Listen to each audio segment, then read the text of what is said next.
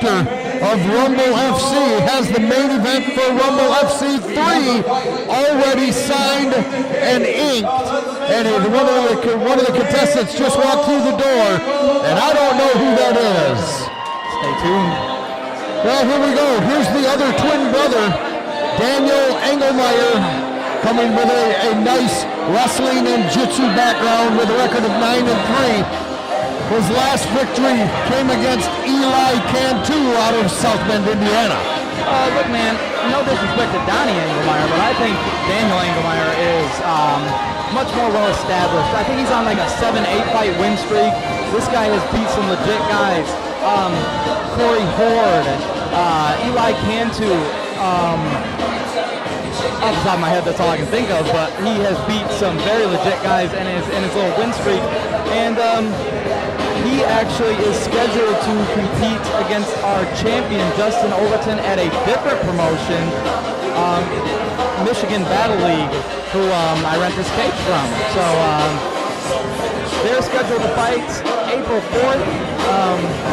If you live in the southern Michigan area, you should check that out. Daniel Anglemyer is a stud on the ground. The guy has got some very slick jiu-jitsu.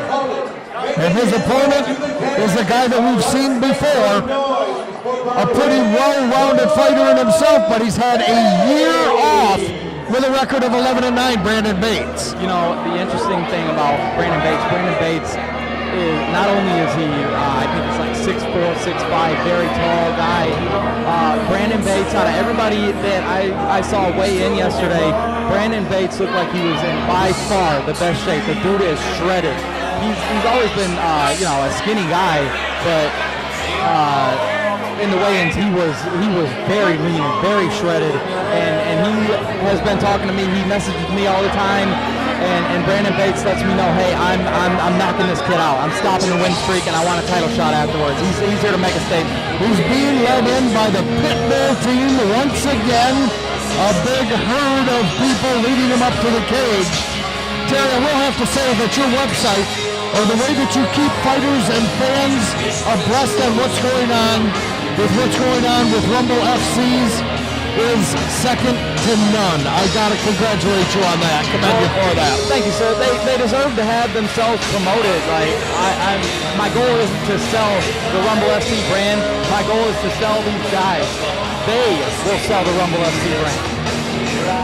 Well, it shows. It shows in the work that you do, and it shows with the following that you have on your Facebook page. Here we go, guys. We've got a fighter that's 9-3 that comes in with a 7 or 8 fight win streak, like Terry says, and a guy who's had a year off and is just coming back into the cage with an 11-9 record. There is going to be a huge difference in height and reach between Bates and Anglemyer. Well, let me tell you something else about Bates. Yeah, he's got 9 losses. Brandon Bates' losses are Shondell Hunter defeated him. Shondell Hunter is one of the best welterweights in the state. Cameron Snyder defeated him, professional fighter.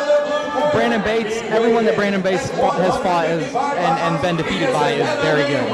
So there's no slump, even though he's taken no slouch, even though he's taken a year off.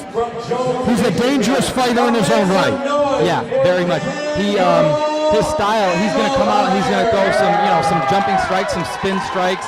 He's a very unorthodox striker, and he's kind of weak in the wrestling aspect. I don't know if he's improved in that year off, but he's got a good triangle off his back as well. So he's strong in a couple of different areas. My only concern, and this is just a joke, look how low the lights are.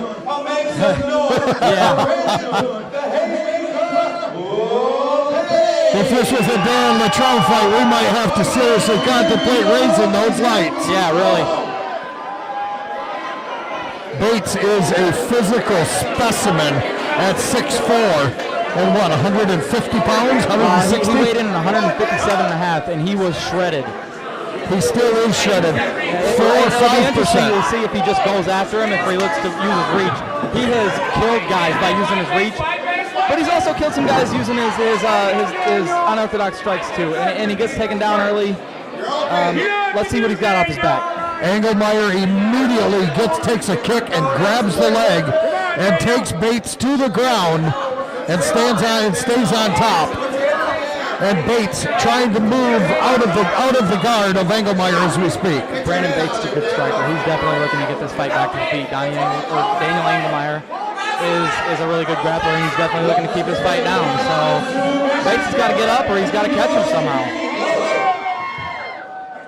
And if this fight stays on the ground, it's just a matter of time until Daniel passes his guard and starts to set up a submission of some sort.